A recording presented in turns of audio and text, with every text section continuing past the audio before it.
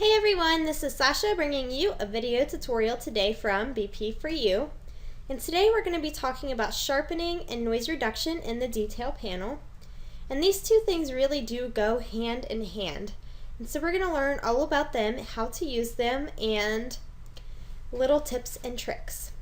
So the first thing I want to notice here is I'm getting this little warning icon that's telling me that I need to look at my picture closer. I could also look at it from this view and move around here, but I like to see it better over here. So you can see I do have some noise in this photo. And the photo looks pretty sharp, but there's always a little bit of room, especially if you shoot in RAW, to make it a little bit sharper. So we're going to start with our sharpening. And let's dial in our sharpening here just a little bit. And then we have a radius. Now if you're not sure where to set your radius, there is a really cool keyboard trick, and that is Alt or Command. And you can pull in your radius, and you can see that as you increase your radius, you are increasing the area that you're going to sharpen in. And as you decrease it, you're decreasing the area that it will be sharpened in. So I'm going to put mine right about here.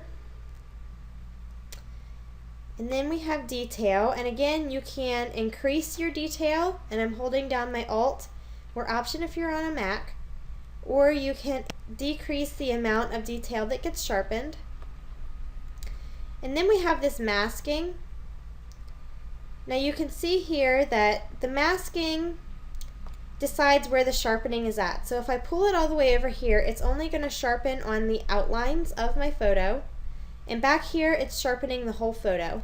So if you've ever worked in Photoshop, then you will know the saying, white reveals, black conceals.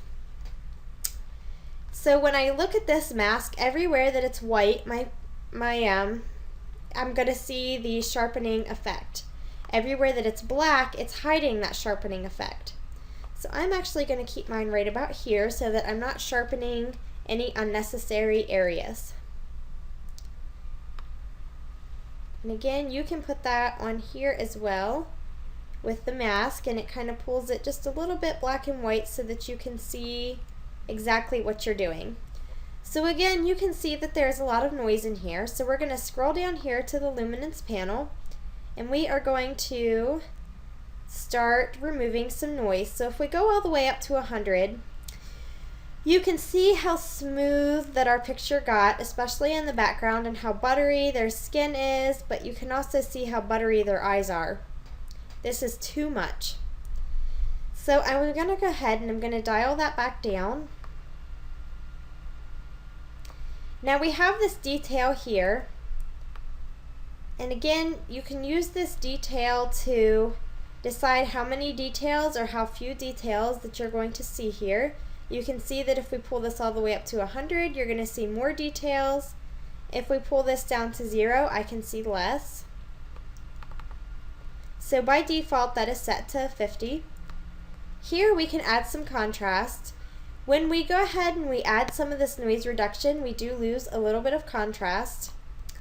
And we can add some color to this as well, because if you are working on a color image, sometimes your colors can look a little bit desaturated just around the edges where the blur from the noise reduction and the color meet.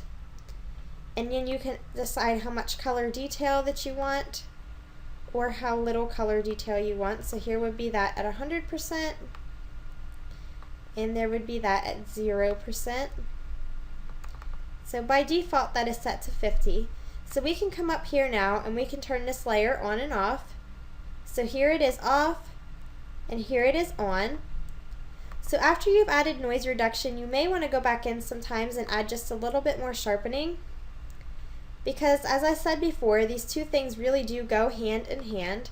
And again, here's our before and here's our after, and I can notice in the background how much smoother that is, yet his eyes still look good.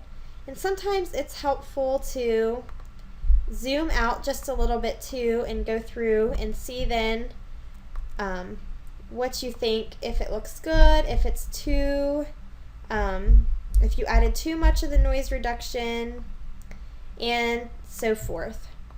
So when you're done and you're happy with it, you can make it fit into your screen.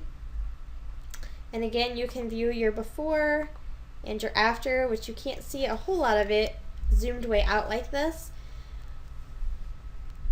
But that is helpful to be able to do that. So, thank you for watching this video tutorial. Happy editing!